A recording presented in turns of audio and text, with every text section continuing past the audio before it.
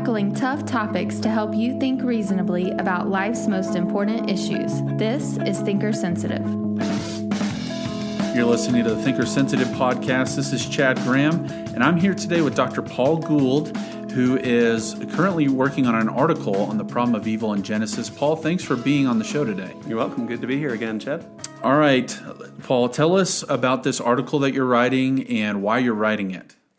Yeah, so I was commissioned to write a piece on Genesis and the problem of evil. So a philosopher's perspective on the first book, and I'm really interested in my technical work. I'm working on the metaphysics of creation, and so of course I'm very interested in Genesis to understand sort of what's happening there. And so I'm very happy to write this article. And so in writing this, though, Genesis is a funny book. I mean, it's the book of origins, and there's, the first 11 chapters are just, they're just really hard to understand what's going on there. And then you have, of course, Abraham that picks up in the story of Abraham in 12.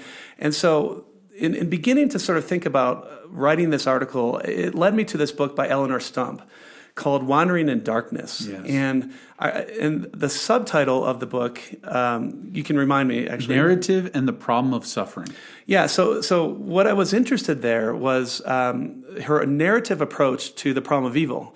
And so in there she looks at the book of Job, and then she has it's like 75 pages long, huge chapter on Job, but it is brilliant. And then she has a chapter on Abraham in Genesis, and then Samson, and as well as Mary of Bethany. And she basically shows how we can look at the narratives as second-person accounts to enter into the world of another, in this case, the biblical world, to understand and get insight on the problem of evil. And so I wanted to understand what Stump was doing there, and then eventually, apply it to my project, which is the book of Genesis.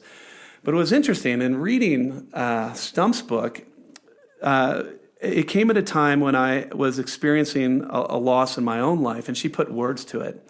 And so I found the book not only, so it's a 600-page book, and only a philosopher would say this, but I found it philosophically rigorous and deeply nourishing to the soul at the same time. And here's why. She talks about she expands my own thinking a little bit on the problem of evil, which I teach on all the time, to kind of think about that God, we don't need a God-justifying reason, or we don't need to search for a God-justifying reason just for when we don't flourish. Like when suffering takes away our flourishing. There's this other category where when we lose the desires of our heart, that's a kind of suffering too, and that we need to explore God's reasons there. And so she's going to offer a theodicy. A theodicy is just a God-justifying reason for evil in two parts: when we don't flourish and when we lose the desire of the heart. And so what she was able to do that was really helpful and nourishing to me at the time was to name something that I actually didn't know was a thing. She says, when you lose the desire of your heart, she said, all these other desires fade, and that you're literally heartbroken. And she actually put words to, I was like, oh, heartbreak is a thing. And then it gave me different eyes to see not just my own heartbreak in this particular area of loss, but it gave me eyes to see that life is full of suffering and life is full of loss. And yet God is there and God is doing something. So I found it a deeply nourishing book. Just to give you, and maybe we can move on, but her theodicy that she's unpacking through narrative is Aquinas' theodicy. And it's the idea that man's highest good on the objective, so there's an objective scale of value, and then there's a subjective scale of value. The objective scale of value, though, for man is understood in relational terms, specifically union with God.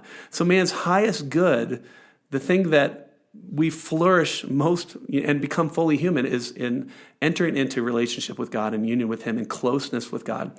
But then, so there's a subjective scale, and then there's a subjective scale, and that's the piece that was new to me in my thinking here, and that's the desires of our hearts.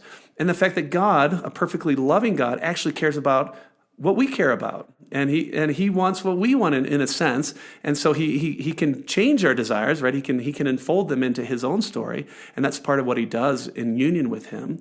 But that God cares for our desires of the heart, and so she's unpacking this theodicy found in the medievals, and specifically for her Aquinas, where we find our are good, and then our theodicy in terms of God working to bring us into closeness with Him, which is our highest good. So really, really deeply nourishing.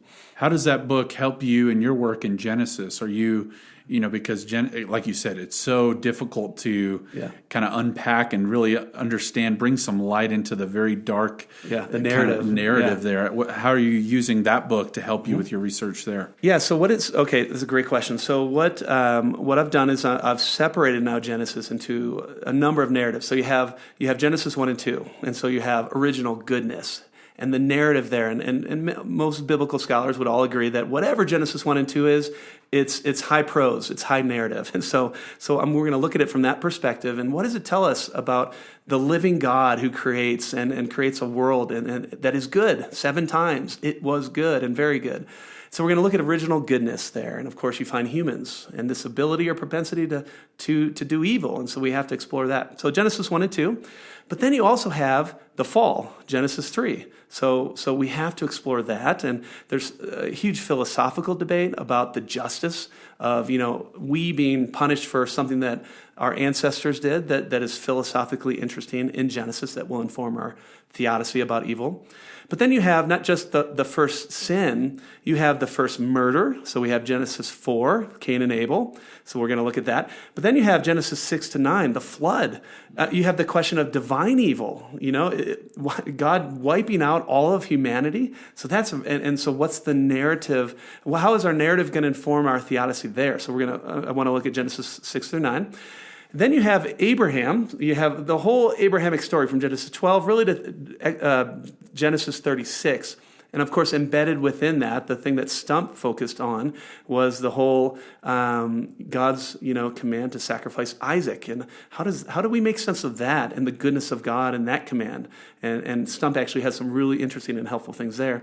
But then you have Genesis 37 to the end, and Joseph and the narrative there. And again, a lot of times people will point to a kind of greater good theodicy where at the end, Joseph, he even says, what you meant for evil, God meant for good.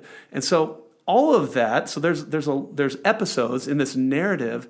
And so what I want to do is understand and unpack those narratives and then ask the question, how does this inform our defense and our theodicies when it comes to the problem of evil? And so I don't exactly know the answer to that yet, but that's the plan of approach at this point. Well, I can't wait to read it. Where can we read it when it's done? Yeah, so that particular piece will be out in a book, Cambridge Companion to Genesis book, and it's not even due for another year, so you're gonna have to wait. But it'll eventually be called the Cambridge Companion to Genesis.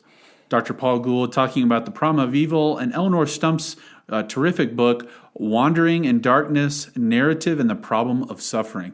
Dr. Gould, thank you for being on the show today. If you want to hear more interviews and podcasts, please visit thinkersensitive.com. We just released our season on socialism, so take a look at that, and we look forward to being with you soon. For more Thinker Sensitive content, visit thinkersensitive.com.